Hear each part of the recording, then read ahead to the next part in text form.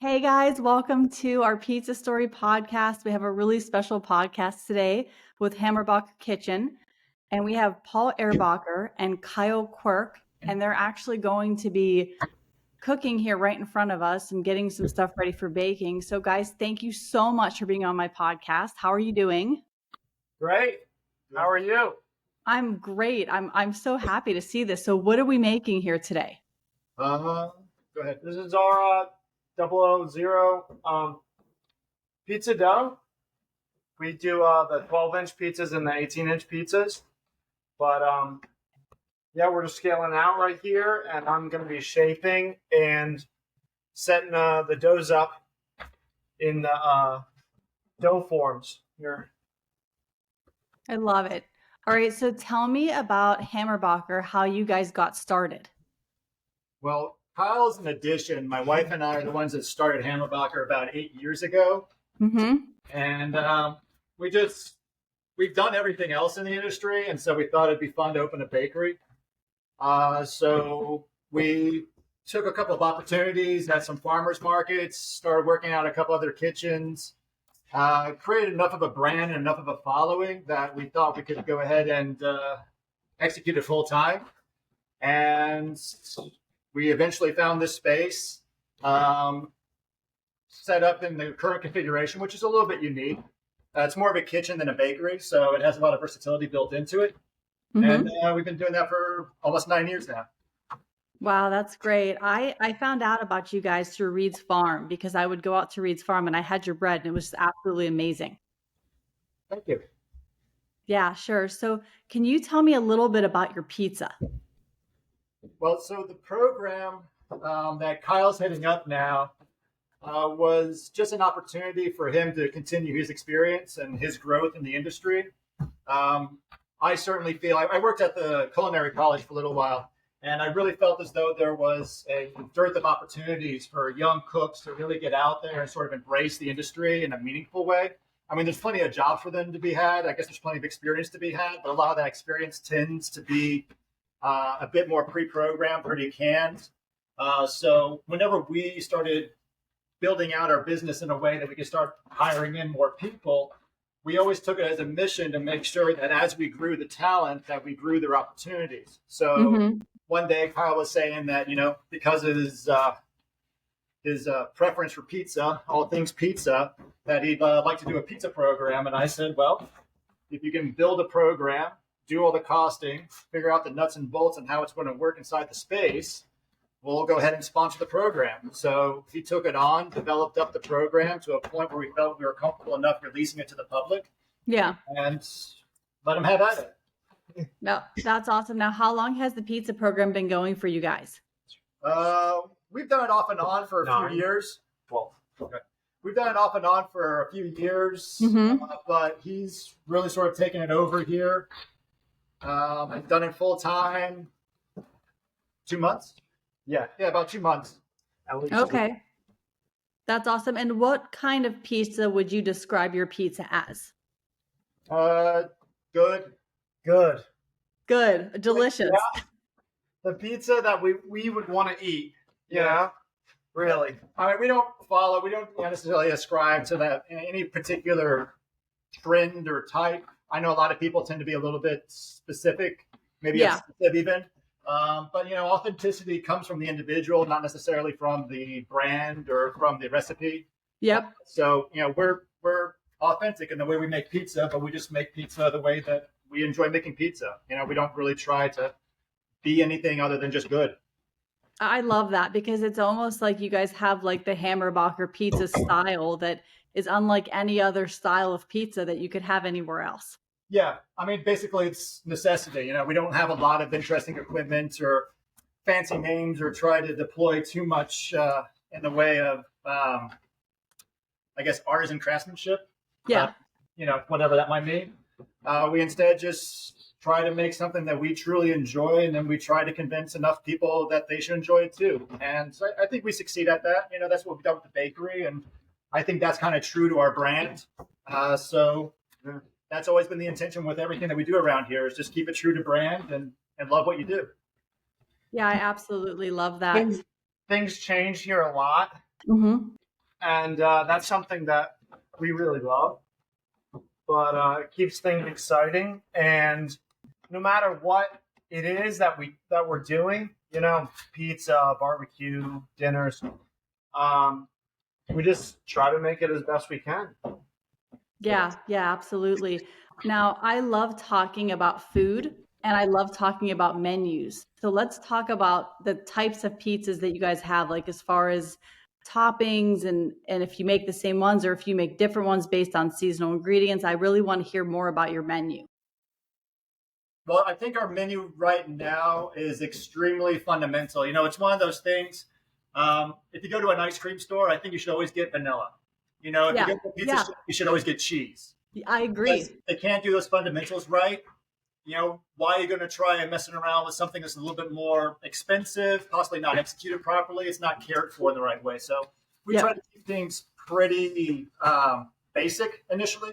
But we throw a couple of interesting elements onto the pizza. I mean, we do like our own pecorino Parmesan blends, with our own selection of Parmesans, plural.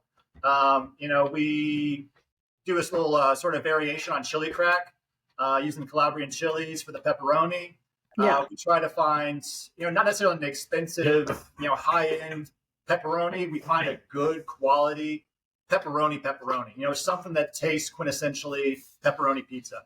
We tried a few other brands, and they were all trying too hard. And I felt like it took the direction of the pizza somewhere away from the familiar and tried to make it edgy. So we just kind of backed away from that and said, we just want a really strong pepperoni that really just speaks, pizza. I think the only place that we really sort of flex on is the focaccias, right? Yeah. Yeah. Our white focaccia has like 5 different cheeses. Mm-hmm. Do an Asiago that we shave, a fresh mozzarella, and then we do a bechamel with Parmesan, white pepper, and we really like that. People really like that pizza. Yeah, it's odd. I didn't think the white pizza was so popular, but it's definitely one of the winners. Yeah. It sounds delicious. You guys are making me hungry. Yeah. And then another interesting one that we do with the focaccia that I love, it's honestly one of my favorites that we do, is the smoked red pie. Mm-hmm. Smoked tomatoes. Mm-hmm. And we just basically hit it with a ton of sauce, 400 grams of sauce, and a ton of just our pecorino and Parmesan mix, just like totally covered.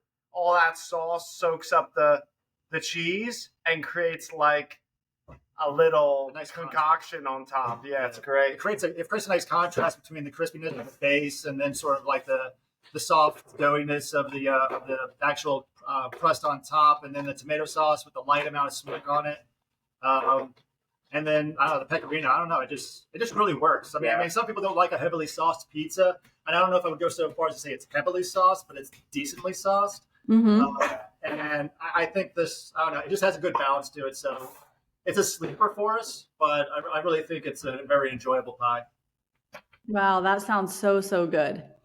Now, what about your favorite pizzas? What are you guys' favorite pizzas to eat? I think that's kind of why we did a lot of things around here. Yeah. We do a lot of cooking out of self-defense or sort of market correction, because we go out and we'll eat in Philly or we'll eat in New York or we'll eat out around here, and we come out and we kind of like revenge cook. It's so like, you know what I had the last night? It was so bad. It's like, can we make this tomorrow? I was like, okay, fine. And so we'll just sort of like build the recipe around the idea that we just kind of need to correct the universe in some way and say, we got to do this just a little bit better somehow. And again, I mean, that's up to us, but we have the ability, we have the facilities, we have the ingredients. So we just make something that's just a little bit better. Yeah. I love that. That's awesome. Now, here's the most important question of the podcast. Does pineapple belong on pizza? Oh. Well, do you like it? From time to time. It's personal preference. Like all you're trying to do, I think, when you start a business like that is ultimately what you end up finding is the people that agree with you. It's sort of a self-fulfilling industry where, you do what you do it the best that you can. You can't do any better. And ultimately, you just find hopefully a significant enough group of people that agree with you. Yeah. And then you just sort of maintain your basis, maintain your business based upon that. So if you can build a business off of pineapple and pizza, then just find the right people.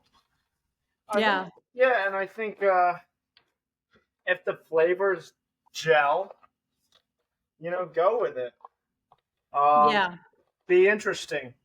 And we definitely like to try to be as creative as we can with the food we make here, Yeah, absolutely. And what is your house favorite? As far as Like your thing that people mostly order, like the most of in your place. oh geez, the knish. Knish. Knish, yeah. I mean, we've tried a couple of different angles here. I mean, we've tried to invent like whatever the next thing might be to various degrees of success. But knish and barecas, I think, are my two favorite things to make. But knish really are really enjoyable. I think people receive it the best. I think it's just because it's so convenient. But the barecas, I mean, when we were doing the barecas back in the day, those were really a delight. Can you, for people who are kind of new to this food or this type of food, can you explain what those are? Which one? Both? Yeah, both. Yeah. Okay, so, well, they both kind of depend on who your grandma was. But my influences on knishes came about because my wife, Lauren, her family owned the Down Beach Deli. And I would have to stock out sometimes the knish out there, and they were just a horrible representation of what knish should have been, but they were inspirational enough to make me want to make it and make it better. So our version, our variation is it's a pastry shell. It's a flaky pie dough that we make in house, and then that's filled. The standard one is filled with mashed potatoes and sharp cheddar cheese. But we do all kinds of variations on that. I mean, we've done like a spaghetti and meatball knish. We've done coming up for like St. Patrick's Day, we have a corned beef and cabbage knish. Wow. We've done hot dog knish, hamburger knish. We've done pizza knish. Last week we did macaroni and cheese and smoked pulled pork knish. Yeah. Wow. So knish, there's a lot of versatility in that. I think there's an opportunity there. It's just like pizza. I don't know. We just have so many interests. We just keep on pulling ourselves in so many directions that we don't really give enough focus to any one thing long enough. Yeah. I mean, it's really cool though, because what you guys are doing is so authentic and creative, and you're going with what you want to create and make. Yeah, I think as professionals, I think a lot of us, the real professionals in the industry are really should be considered, the trendsetters, the tastemakers. If we're agreeing that this is good and this is our profession and we're doing it well, then you can trust us. And I think, based upon what we've done over the course of the last 9 years is that we built, if nothing else, trust. Go to Hammerbacher. It doesn't matter. It'll be good. Right. Yeah. It'll be good. And I think that's important when you go out to eat nowadays. I think it's really important to go to a place where you really feel like you're receiving hospitality. It's one of those things I think that we kind of experienced during COVID, but then after COVID, it really became sort of hostile. It was a hospitality, as we kind of coined it for a while there. It became so transactional that it didn't really feel like you're going into an environment where your well-being was supposed to be cared for. Yeah. And I think we really try to flip that around here. And whenever anyone comes in here, we appreciate how long people wait in line. We appreciate that they show up early just for the privilege of waiting in line. We appreciate the crazy music that we play, and that they're willing to take a chance, on what it is that we're producing for that day. So I think, once you get deeper and deeper in this industry after years of experience, you really care about that person's individual experience every time they have it in your facility. Yeah, that makes total sense. So, now, and then we have people like Kyle that show up and, hopefully they start to embody that and then take a variation of that along with them. Right. Okay, great. Now, what does the future look like for Hammerbacher? Man. Well, pizza is actually a winter-only item due to the nature of our oven.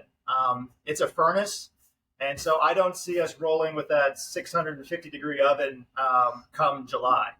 Okay, so yeah. I think we're going to evolve the program back into our barbecue system because we have a nice couple of smokers outside. We have an Argentinian grill outside. So I think we might sort of take whatever this trust is that we've built around this program and try to transfer that to a barbecue setup. So wow, that's Kyle's program. So that's going to be a continuation of his education. As far as Hammerbacher, I think we're just going to continue to persist, keep on doing what we do, always adjusting our focus slightly, what our intentions are. But, I think stay the course for the most part. Right. Until something really, I guess, really impressive comes along, we really want to take an option and do something radically different, which we have been known to do in the past. I think we're okay right now. Okay, that's a great answer. Now, if somebody wants to find you guys, how do they find you? Well, we have an Instagram, Facebook, and a website. Our website's hammerbacherkitchen.com. Mm-hmm. Instagram for Side Pete's is just at Side Pete's, I guess. And there's also a Hammerbacher Kitchen Instagram. I think so. Yeah, I'm on the page right now. Yeah, Hammerbacher Kitchen EHC maybe. Yeah. So I don't do that side. right, but on the Instagram Side Pete's, you can see a link to where you can order online. You can order a pizza online the day of.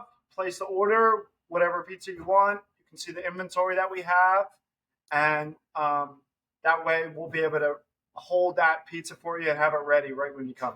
So, Can you spell that handle for people?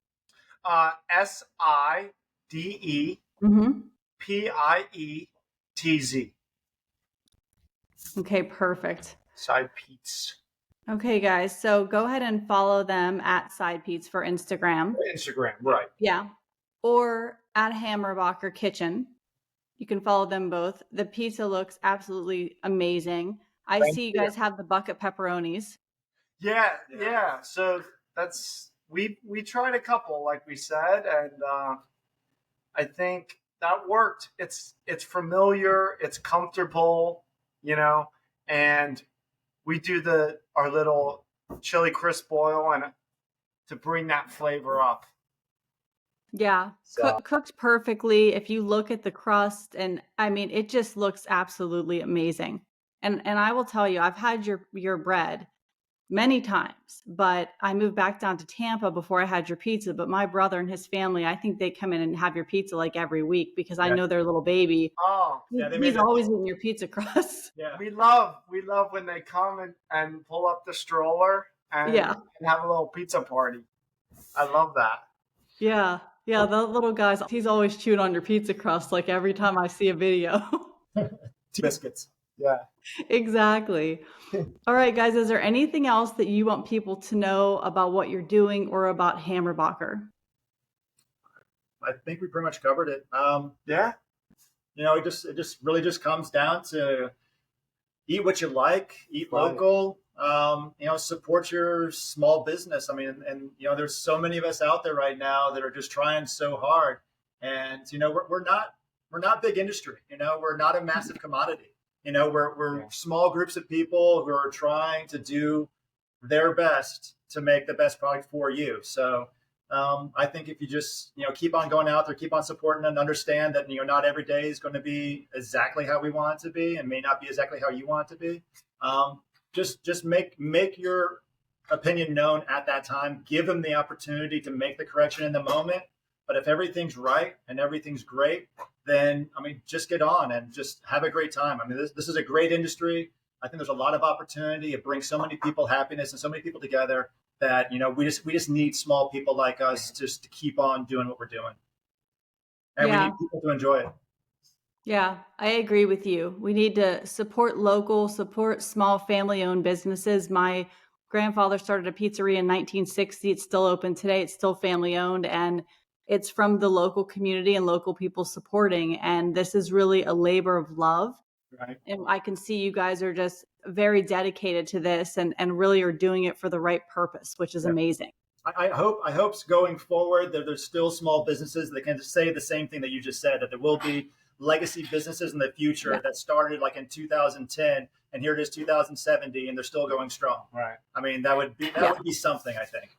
Yeah, absolutely. That's why I started this podcast. I wanted people like you to come on here because you guys are the artists in this industry. And I wanted you to be able to promote your small businesses. And I wanted people to know about you and to come in and support you. And this is interwoven into my life since the day I was born. And I love pizza, and I want people to enjoy good pizza.